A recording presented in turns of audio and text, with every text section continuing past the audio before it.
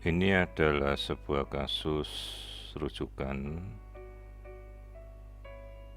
yang kemudian kita ketahui sekelas sebagai kehamilan abdominal.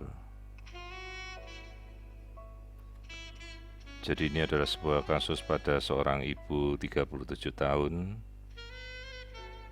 para satu, dengan abortus 3 kali, diantaranya 1 kali kehamilan ektopik dan riwayat appendiktomi perforasi.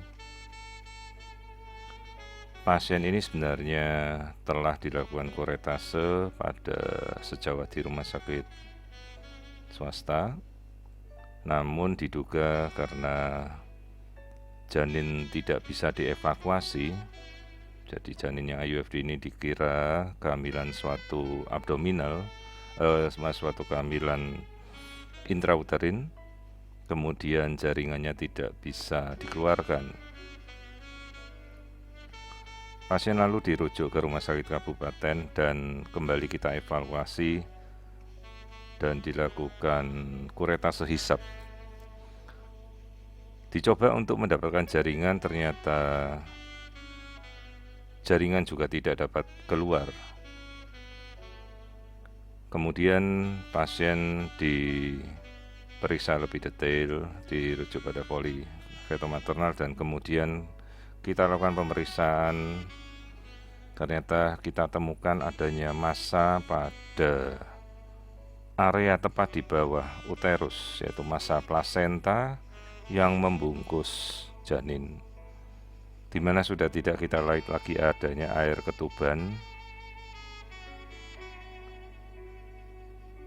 pada janin yang sudah IUFD ini.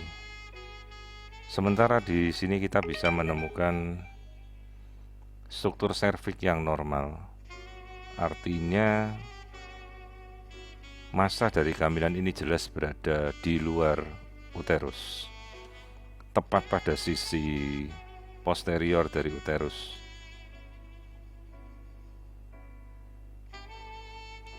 Massa sendiri berukuran sekitar 15 cm, jadi massa KE abdomen, terbungkus oleh suatu jaringan plasenta tanpa air ketuban lagi.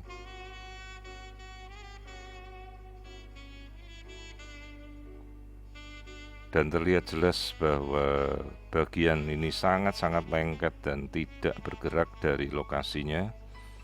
Juga pada saat kita mencoba untuk melakukan sliding, artinya uterus kita dorong, tetap juga massa ini menempel pada dinding belakang.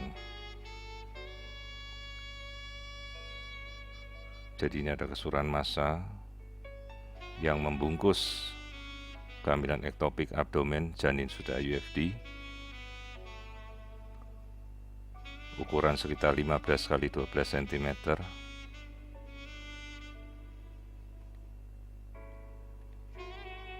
Kemudian pemeriksaan kita alihkan untuk melihat jika bisa membantu arah dari transrektal ataupun transvaginal. Namun ternyata massa tersebut langsung terlihat tepat di bawah serviks. Jadi dari pemeriksaan transrektal ini kita melihat adanya massa yang langsung letaknya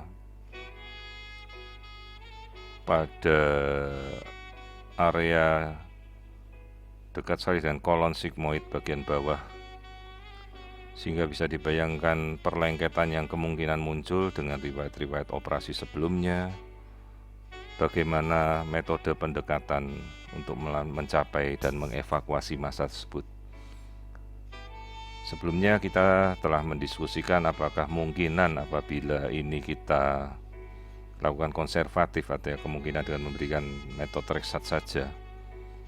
Namun kemungkinan resiko yang akan kita hadapi lebih besar,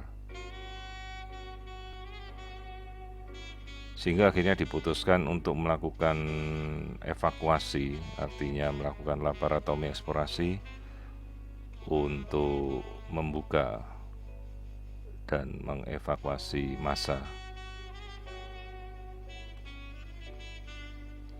Pada pemeriksaan abdomen kita lihat bagian uterus yang kosong dengan terlihat elongasio. Jadi ini bagian dari vesika, serviks, uterus yang kosong, massa tepat berada di bawahnya dengan endometrial line yang tipis.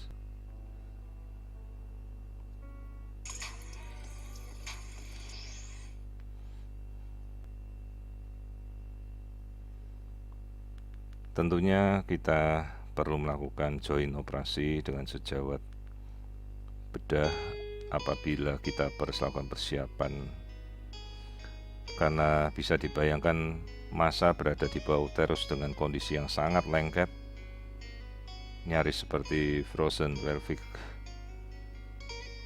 Bisa dibayangkan bagaimana kita bisa menembus untuk mencapai massa tersebut sebelum menyingkirkan uterus terlebih dahulu, dengan risiko perlengketan yang besar antara usus dan rektum ataupun kolon.